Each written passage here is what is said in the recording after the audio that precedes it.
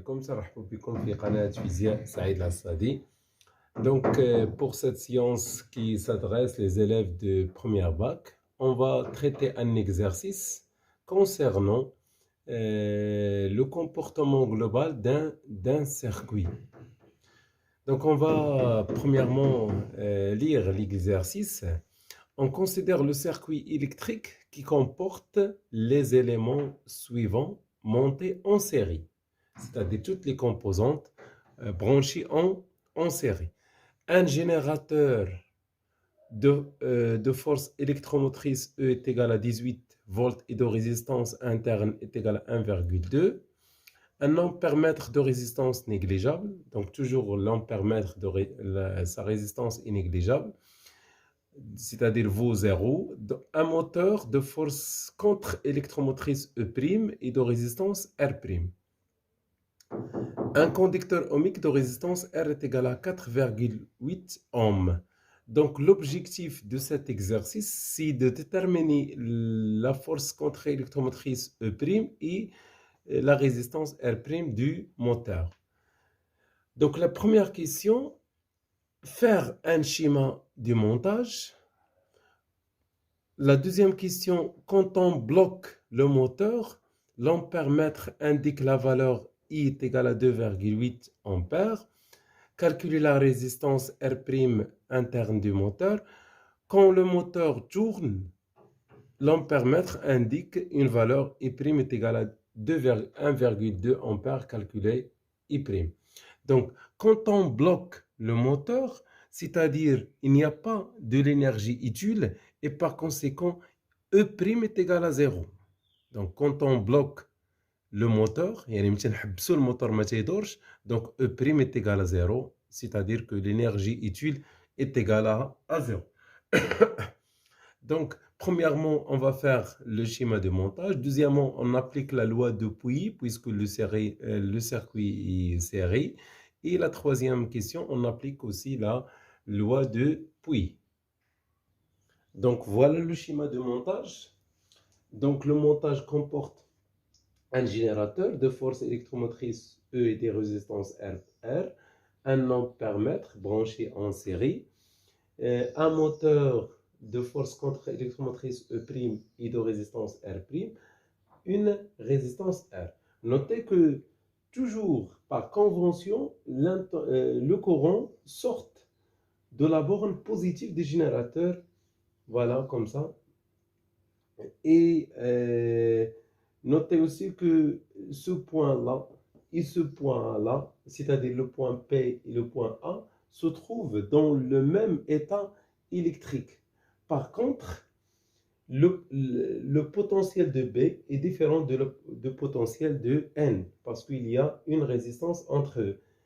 Et par conséquent, la tension UPN, c'est pas égal la tension UAB. Voilà, parce qu'il y en a une résistance. Voilà, pour la première question, on applique la loi de Pouilly. Donc, la loi de Pouilly donne que, dit que le courant I est égal à la somme des E, puisqu'on a seulement le E du générateur, moins E', moins E'. Mais dans cette question-là, on bloque le moteur, c'est-à-dire que E' est égal à 0. Voilà. C'est-à-dire qu'il n'y a pas de l'énergie utile. Divisé par la somme des résistances. Donc, lorsqu'on fait, donc, ça donne R plus R' est égal à E divisé par I. Donc, R' est égal à E sur I moins R plus R. Donc, l'application numérique donne R' est égal à 2,57. La deuxième question, c'est que quand le moteur tourne, l'ampèremètre indique une valeur I' est égal à 1,2 calculé E'. Donc, on utilise de la même façon la loi de Pouilly. Donc, la loi de Pouilly, I', dans ce cas, est égal à E moins E' divisé par la somme des résistances.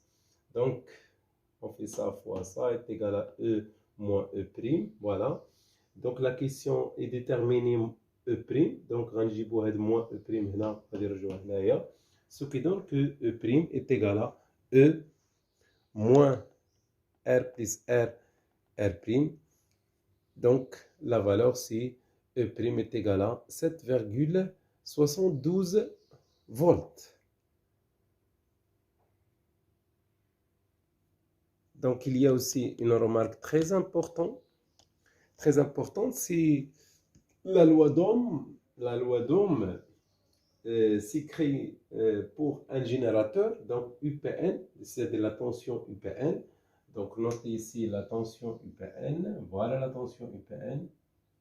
Par convention générateur, toujours la tension et l'intensité ont le même sens. Donc UPN est égal à E moins RI.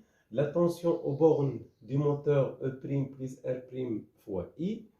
Voilà la tension UAB. Voilà. UAB. C'est-à-dire que la tension de sens opposé de courant par convention récepteur.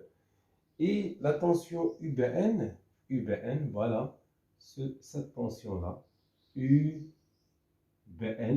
de sens opposé de courant. Donc pour un générateur, toujours la tension et l'intensité ont le même sens. Par contre, pour un récepteur, la tension et le courant de sens opposé. Donc notez aussi que la tension UPN, donc si on introduit ici par exemple le point B, donc la tension UPN est égale à la tension UPB plus la tension UBN. Voilà, la tension UPB plus la tension UPN. C'est-à-dire que la tension UPN, c'est la loi d'additivité des tensions, puisque le point P est égal au point A, c'est-à-dire le point A et le point P ayant le même potentiel électrique, et par conséquent, j'écris ici que la tension UPB est égale à la tension UAB plus la tension UBN. Voilà. C'est la loi d'additivité des tensions.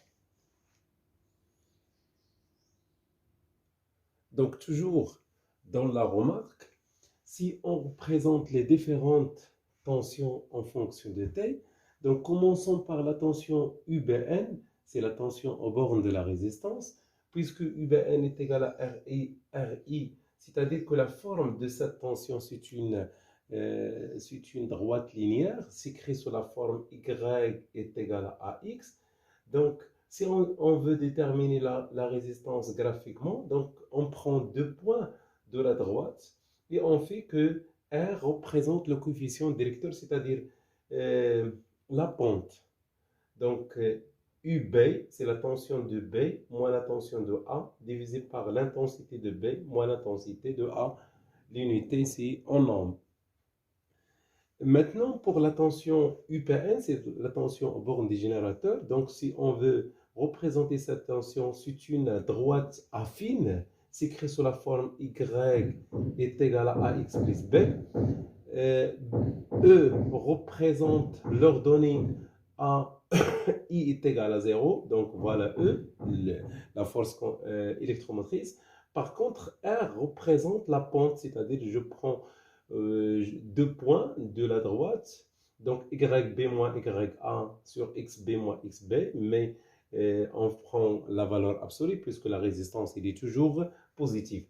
Dans le cas d'un moteur ou bien d'un électrolyseur, donc la tension UAB est égale à E' plus R' fois I, donc toujours s'écrit sous forme d'une droite affine. E', c'est le prolongement de la droite, puisque dans le cas d'un récepteur, donc on ne trouve pas une droite linéaire, mais dans certaines parties, donc la partie AB, donc on trouve une droite. Donc le prolongement, la droite, seulement la droite, voilà, إذا هذه هي E'. Et R' représente la pente de la droite qu'on choisira 2 points de la droite. Voilà, et merci.